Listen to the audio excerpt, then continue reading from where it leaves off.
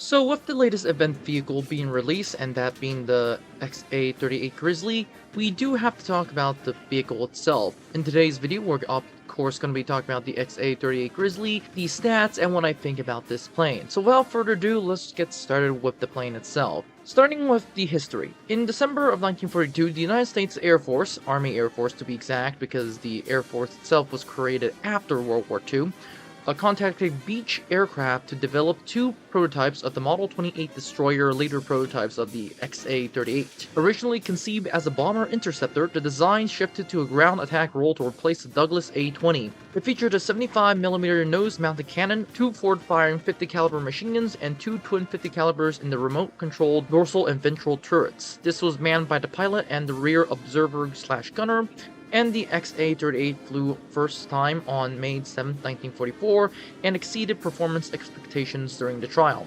Though heavily effective and reliable, the project was shelved due to shifting priorities, mainly the B-29 program. For a fun fact, the Americans spent more money on the B-29 than the atomic bomb. The program, at least. One of the prototypes for the XA-38 was then scrapped, and the other one remains unknown.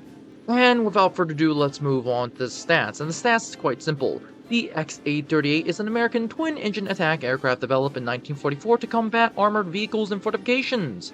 It has a 75mm round, of which you have 20 rounds. So you have two 12.7s that are mounted right below the 75mm gun. You have four 500-pound bombs, which are actually pretty good. And of course, you have four 12.7s in the turrets. To be exact, you have one turret right above and one turret right below. So that means you do have a pretty good set of ammunition counters. So that's great. The maximum speed is 607. The maximum climb rate is 18. And the best turn time is 19.36. Needless to say, let's move on to the verdict. And the verdict is quite simple.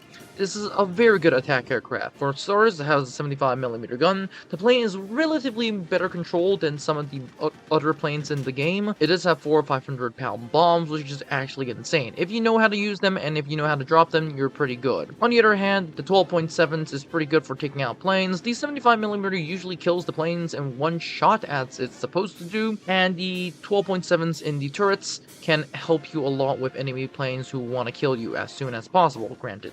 You are a big target, and you are kind of slow even for this plane, and you cannot turn, meaning that if you want to survive, you essentially want to use your turrets, and you want to use pretty much everything that you can use to survive, i.e. stay away from fighters unless you can kill them with your 75 or your 12.7s. Needless to say, this is a great plane. I highly suggest that you get it. Don't dogfight, stay out of trouble with other planes, and you should do fine. And without further ado, this is all it for this video. Don't forget to like, subscribe, and join the Discord, and I'll see you in the next one.